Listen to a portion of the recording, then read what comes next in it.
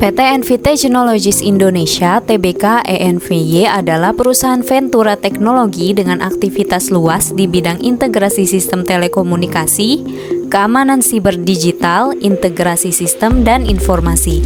Dikutip dari investor.id oleh Teresa 2022, per 28 Februari 2021, saham Envi adalah Weiser Global Capital Markets Ltd sebesar 6,01%, Hazmi bin Hussein sebesar 0,41%, Moh Sofyan bin Moh Rashidi sebesar 0,21%, dan mayoritas dipegang oleh pemerintahan daerah sebesar 93,37%.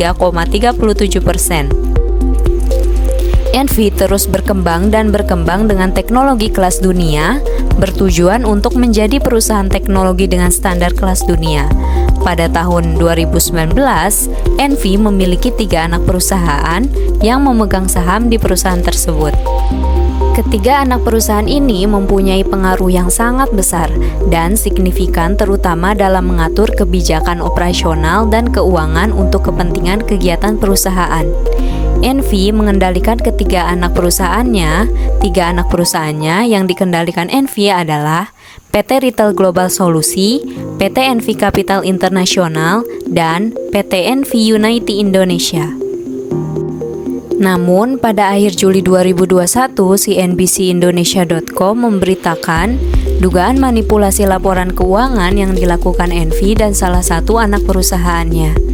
Lebih spesifiknya, pada 21 Juli 2021, Bursa Efek Indonesia atau BEI menerima informasi berupa surat yang disampaikan manajemen Envi sebagai keterbukaan informasi. Bagaimana hal tersebut bisa terjadi?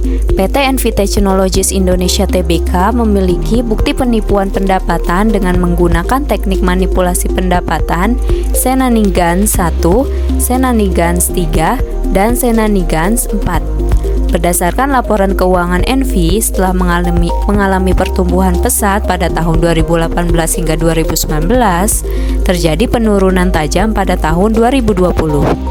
Sesuai dengan penggunaan teknik manipulasi pendapatan Senanigans 1, Envi menerapkan kebijakan pengakuan pendapatan yang agresif, yaitu tingkat penyelesaian yang tidak konservatif.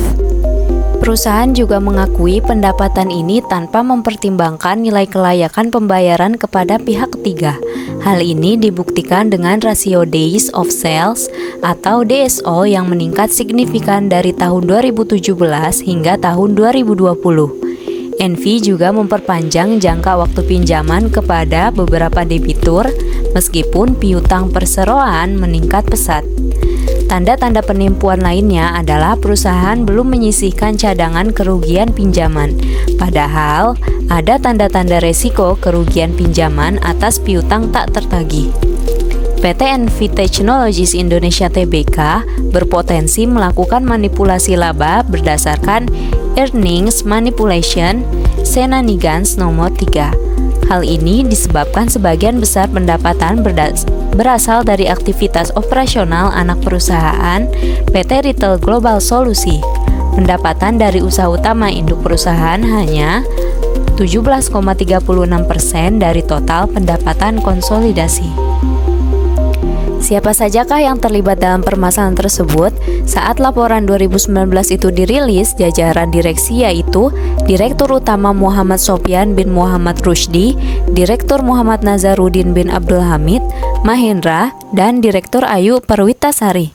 Sementara itu, per September 2020, Direktur Utama dijabat Muhammad Nazarudin bin Abdul Hamid, lalu Direktur Patrick Overage, dan Direktur Giovanna Susanna Dale. Selain itu, bersama KAP Kosasi, Cahyo dan partner Nurdiaman dan Mulyadi yang saat itu menjabat sebagai auditor. Permasalahan tersebut dikarenakan adanya dugaan manipulasi laporan keuangan tahunan atau LKT tahun 2019 karena Envi hanya membukukan pendapatan dari penjualan barang dagang sebesar 2,15 miliar dan jasa pengamanan teknologi informasi sebesar 400 juta rupiah Envi tidak membukukan pendapatan sama sekali dari sistem integrasi informatika dan telekomunikasi. Padahal di kuartal 1 2019, pos-pos tersebut membukukan masing-masing 21 miliar dan 20,43 miliar rupiah.